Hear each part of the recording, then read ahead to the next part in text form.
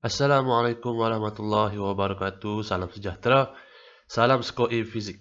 Baiklah, hari ini kita akan tengok satu lagi topik di dalam bab 2 berkenaan dengan tekanan. Hari ini kita akan bincangkan sedikit satu prinsip yang dinamakan prinsip Pascal. Prinsip ini adalah satu perkara yang berbeza dari segi teori. Teori ini belum dibuktikan,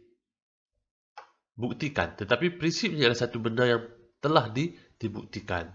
Baik, apa itu Pascal yang pertama? Sebelum kita tengok apa itu Pascal, baik, bagi prinsip Pascal, ia adalah satu prinsip yang popular. Dia diasaskan oleh seorang ilmuwan daripada Perancis yang bernama Blaise Pascal. Sebab itu dia menggunakan nama Pascal dalam prinsip dia. Baik, apa yang terkandung dalam prinsip Pascal ini? Dan apakah aplikasi-aplikasi yang berkenaan dengan prinsip Pascal yang ada dalam kehidupan kita? Baik, kita akan tengok sebentar lagi. Di dalam prinsip Pascal ini, dia melibatkan beberapa pemberi ubah. Baik, antaranya ialah iaitu tekanan. Kemudian dia melibatkan daya, dia melibatkan luas permukaan. Sebagai contoh, baik, kita boleh tengok ini adalah satu gambar omboh yang di dalamnya mengandungi cecair. Baik, apabila omboh ditolak, kita akan dapati air itu akan terpancut di sekitar bahagian yang mempunyai lubang dan pancutan itu adalah seragam. Ini menunjukkan bahawa tekanan dipindahkan secara seragam ke semua arah. Kita akan dapati tekanan di setiap lubang ini akan dipindahkan secara seragam ke setiap lubang dan menghasilkan pancutan air yang seragam. So, apa itu prinsip Pascal? Baik, mari kita tengok apa yang dimaksudkan dengan prinsip Pascal. Iaitu tekanan yang dikenakan pada cecair di dalam bekas yang tertutup akan dipindahkan secara seragam ke semua arah. Macam gambar yang kita tengok sebentar tadi. Dan apakah formula yang terlibat di dalam prinsip Pascal ini? Baik, formula yang terlibat adalah berkenaan dengan tekanan. Maksudnya tekanan di satu tempat, contohnya di A adalah sama dengan tekanan di B. So, formulanya adalah F over A. Maka kita akan menghasilkan satu formula iaitu P sama dengan F per A. Baik, ini contoh satu gambar rajah untuk kita menerangkan tentang prinsip Pascal. Baik, apa yang terlibat adalah iaitu yang pertama dia mempunyai daya. Okay, contohnya ini, di sini adalah daya. Daya 1, dia ada daya 1, kemudian dia ada daya 2 di sini. Kemudian dia juga melibatkan luas permukaan iaitu A1 dan A2. Di sini A2. Okay. So dia melibatkan daya dan juga luas permukaan. Kerana kita belajar iaitu tekanan sama dengan daya per unit luas. Maka tadi kita ada bincangkan yang mana P1 sama dengan P2. Maksudnya tekanan di 1 akan sama dengan tekanan di 2. Sebagai contoh, apabila omboh ditekan, suatu daya dikenakan ke atas permukaan air dan tekanan akan terhasil. Maksudnya, di F1 ini dikenakan satu daya dan dia akan menghasilkan tekanan di P ini. Kita boleh simpulkan dia sebagai P1. Kemudian tekanan ini dipindahkan ke seluruh kawasan secara seragam dan akan menyebabkan air terpancut keluar dari setiap lubang. Baik, so, kita ulang balik tadi. Prinsip Pascal menyatakan bahawa tekanan yang dikenakan ke atas bendalih yang tertutup akan dipindahkan secara seragam ke semua arah dalam bendalih itu. Okey. Bahasa mudahnya, dalam satu sistem yang tertutup, tekanannya sama di mana-mana sahaja. Di bawah, di atas, di tepi, di kanan ataupun di tengah. Dalam satu sistem yang tertutup. Dia tidak terbuka. Kalau dia terbuka, dia akan mengalami tekanan atmosfera pula. So, ini kita bincangkan dalam konteks satu sistem yang tertutup. Dalam satu sistem yang tertutup itu, tekanan di setiap titik adalah sama. Dan sekiranya berlaku, sekiranya dikenakan daya dan tekanan akan dipindahkan secara seragam ke semua titik di dalam satu sistem yang tertutup itu. Baik, ini contoh. Sebuah sistem hidrolik sebagai satu sistem pengganda daya. Dia meningkatkan daya. Dia meningkatkan daya tetapi tekanannya sama. Okay, kamu boleh lihat dalam satu sistem ini, dia mempunyai bendalih. Tekanan di dalam bendalih ini, contohnya di sini. Okey, di sini, katalah di sini adalah 1. Okey, kita buat A. Di sini A. Di sini B. Di sini C. Di sini D. Maka, masuk prinsip Pascal ni, Pascal kata, dalam satu sistem yang tertutup, tekanan adalah sama di setiap titik. Maksudnya tekanan di A sama, di B pun sama, di C pun sama, di D pun sama. Asalkan dia berada dalam sistem yang tertutup. Katalah tiba-tiba bocor di sini. Di sini bocor.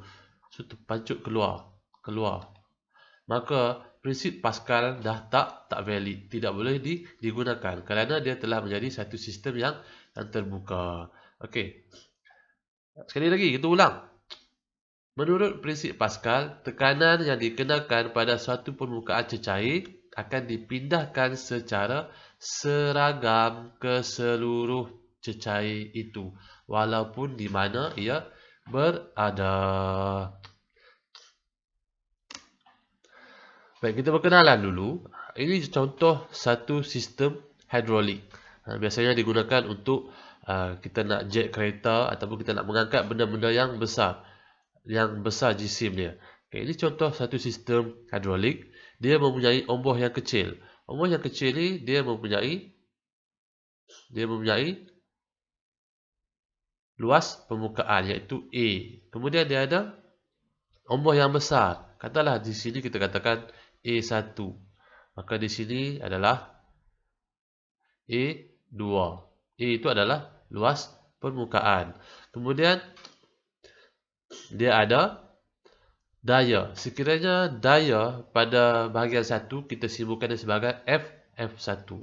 Kemudian sudah tentulah di bahagian 2 dia akan jadi F2. Maka formula yang terlibat di sini adalah F1 per A1 sama dengan F2 per A2. So di sini akan jadi PA ataupun tekanan di A sama dengan daya 1 bahagi dengan luas permukaan 1, dan di sini adalah daya 2 bahagi dengan luas permukaan 2.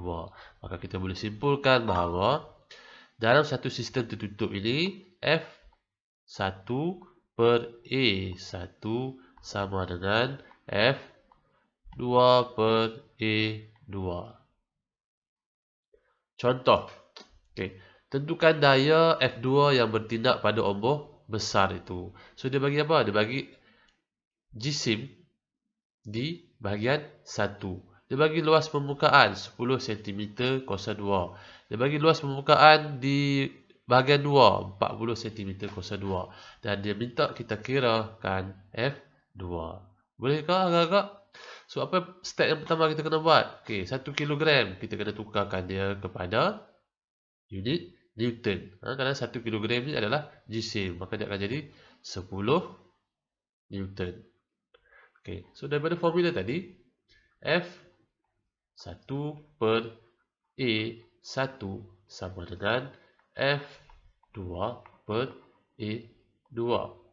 So kita akan dapat F2 sama dengan F1 bahagi A1 darab A2. Okey, boleh. So, kita dapat 10 cm kuasa 2 adalah A1 dan 40 cm kuasa 2 adalah A2. Perlu tak kita tukar kepada meter? Okey, tengok sini. Kenapa tak perlu tukar? Kerana di sini adalah kita masukkan nanti dalam formula F1 adalah 10 Newton bahagi dengan A1 10 cm kuasa 2 darab dengan 40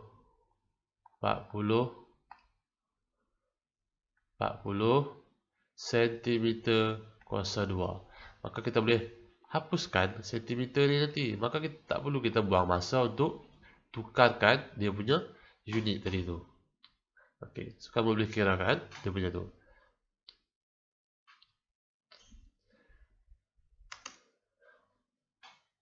Baik, sambung lagi. Latihan yang kedua. Tentukan daya yang bertindak pada ombor besar. So, di sini kita ada F1, kita ada A1, kita ada A2. Maka, di sini adalah F2. Sama seperti tadi, akan jadi F2 sama dengan F2 bahagi dengan A2 sama dengan F1 bahagi A1. Kita akan ubah sesuai. F2 sama dengan F1 bahagi A1 darab dengan A2. Okay, penting kamu tulis formula supaya kamu tidak lakukan kecuaian. F2 ni sama dengan 20 Newton bahagi dengan 20 cm kuasa 2. Sama macam tadi, perlu tak kita tukar kepada meter? Tak perlu, kerana dia akan saling menghapuskan sat lagi. Okey.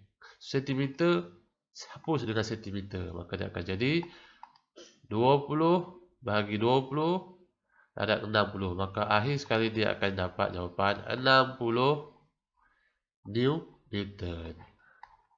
Maka daya di F2 ini adalah 60 Newton. Okey. Baik, sistem hidrolik ini ialah satu sistem pengganda daya. Maksudnya dia menggandakan daya. Dengan menggunakan daya yang kecil, dia boleh menghasilkan daya yang besar. Kalau kamu tengok seorang mekanik, dia jet kereta naik atas, dia menggunakan daya yang kecil daripada tangan dia, tetapi dapat mengangkat kereta yang mempunyai beban yang besar. So, dia ada satu nilai faktor yang disebut nilai faktor pengganda, iaitu A2 bahagi A1. Nilai luas permukaan A2 adalah lebih besar daripada luas permukaan A1. Dan daya ke atas ombor output F2 adalah lebih besar daripada daya ke atas ombor input F1. Maksudnya, daya yang kecil menghasilkan daya yang besar. Dengan menggunakan nilai faktor pengganda, iaitu A2 bagi A1, kita boleh menentukan jumlah daya di F2 itu, iaitu output dia. Ini antara aplikasi prinsip Pascal dalam sistem hidrolik. Daya input yang kecil digandakan untuk menjadikan daya output yang lebih besar. Maksudnya daya di sini, daya di bahagian satu ini kecil saja, tapi dia akan menghasilkan daya angkatan yang besar. Tetapi syarat dia mestilah dalam satu sistem yang tertutup. Dan apabila sistem itu tertutup, tekanan di setiap titik adalah sama. Selain itu, ini aplikasi prinsip Pascal, jet kereta. Ini contoh. Menunjukkan satu sistem hidrolik. Kirakan faktor pengganda. Faktor pengganda tadi apa dia? A2 bahagi dengan A1. Maksudnya di sini adalah A2 bahagi dengan A1. Dia akan dapat satu faktor pengganda dia. So, A2 dia adalah 50 cm kuasa 2 bahagi dengan 10 cm kuasa 2. Maka dia akan saling menghapus. So, faktor pengganda ini tidak ada unit. Maka dia akan jadi 5 kali ganda. So, dia akan menjadikan dia 5 kali ganda. Sekiranya daya, kemudian ditanya berapakah daya output. Sekiranya daya input dia adalah 12, maka faktor pengganda dia adalah 5 kali ganda. Maksudnya F2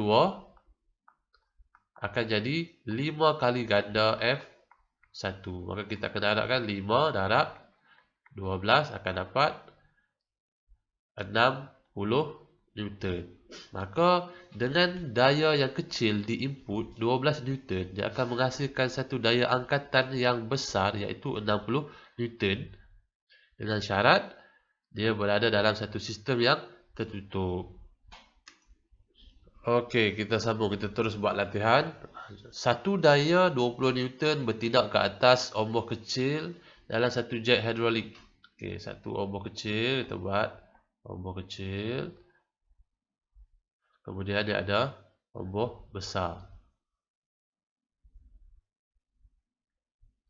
Okey, satu daya 20 Newton di sini, 20 Newton bertindak ke atas satu ombak kecil di sini dengan luas permukaannya adalah 0.02 meter. Okey, dia dah bagi meter siap-siap. Okey, senang.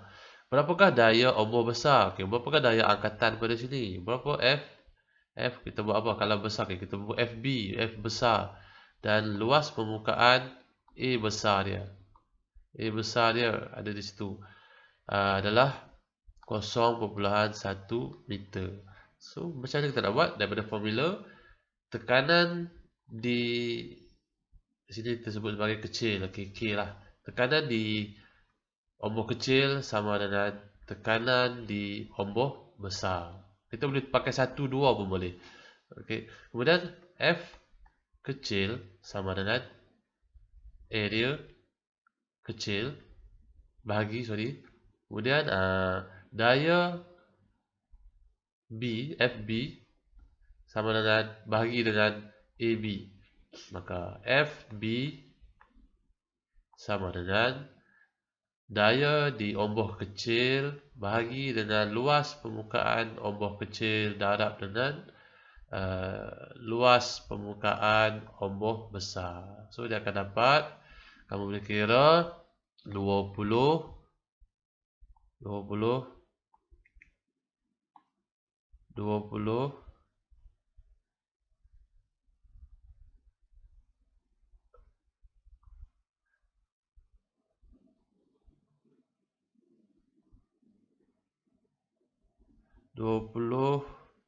Newton bahagi dengan 0.02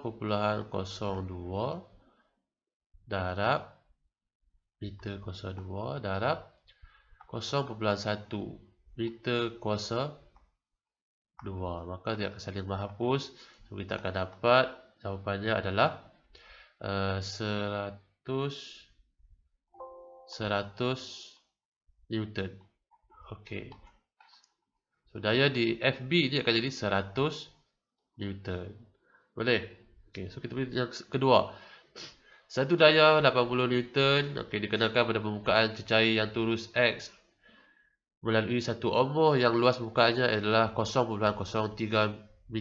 meter square. Apakah jisim beban objek P yang dapat disokong? Okey, dia beri pula luas permukaan ombak besar adalah 0.5. Okey. Formula yang sama, P1 sama dengan P2, maka F1 bagi A1 sama dengan F2 bagi A2. So kita nak kira jisim beban ini, Okay. So dia akan dapat F2 sama dengan F2 sama dengan 80 F1 80 bahagi dengan luas permukaan adalah 0.03 darab 0.9. Kita akan dapat kereta,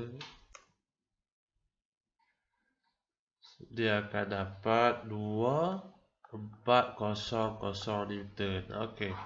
So, berapakah jisim? Okey, F ini adalah sebenarnya dalam unit Newton. Dia sama dengan berat, weight. Dan W ini adalah mg. Maka mg sama dengan 2400 Newton. Maka M sama dengan 2400 bahagi dengan 10 graviti. Maka dia akan dapat 240 kilogram. Kenapa? Kerana dia nak jisim dalam unit kilogram. Okey, seterusnya rajah menunjukkan sebuah jet hidrolik yang dikenakan 20 Newton pada ombak kecil untuk mengangkat sebuah kereta. Tentukan tekanan pada ombak besar. Tekanan, iaitu dia nak P2 sama dengan berapa. Baik, so ini adalah satu sistem tertutup. Maka tekanan di setiap titik adalah sama. Kita boleh buat P1 sama dengan P2. Okay. So P2 sama dengan F1 bagi A1. Maka kita akan dapat 20 Newton bahagi dengan, okey, ini masalah dia. Sekarang dia bagi luas adalah dalam unit milimeter kuasa 2. Maka kamu kena tukarkan dulu milimeter kuasa 2 kepada unit meter kuasa 2. Okey, kita boleh tukar 10 bagi 100. Okey, macam mana nak tukar? 10 milimeter kuasa 2 darab dengan 1 meter sama dengan 1000 milimeter darab dengan 1 meter bersama dengan 1000 milimeter. Maka kita boleh hapuskan. Yang tinggal adalah 10 darab 1 bagi 1000 darab 1 bagi 1000. So kita akan dapat 1 darab 10 kuasa negatif 5 10 kuasa negatif 5 meter kuasa 2. Okey, boleh. So sini adalah 10 1 darab 10 kuasa negatif 5 meter kuasa 2. So dia akan dapat 20 bahagi dengan, so dia akan dapat lebih kurang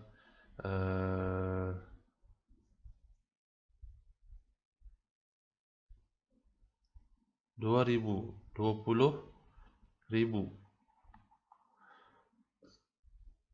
Newton meter kuasa 2. Newton meter negatif 2 ataupun dalam unit Pascal. So ini jawapannya untuk tekanan pada ombak besar ini. Kita akan menghasilkan tekanan iaitu 20,000 Newton meter negatif 2. Berbeza tekanan dengan daya. Okey, kemudian dia nak berat kereta. So dia nak F lah, force. Maka kita tahu tadi P2 sama dengan F2 per A2. Okey, kemudian F2 sama dengan P2A2. Akan jadi 20,000 darab A2 adalah 10,000 milimeter kuasa 2 bersama dengan 0,01 meter kuasa 2. So dia akan dapat jawapan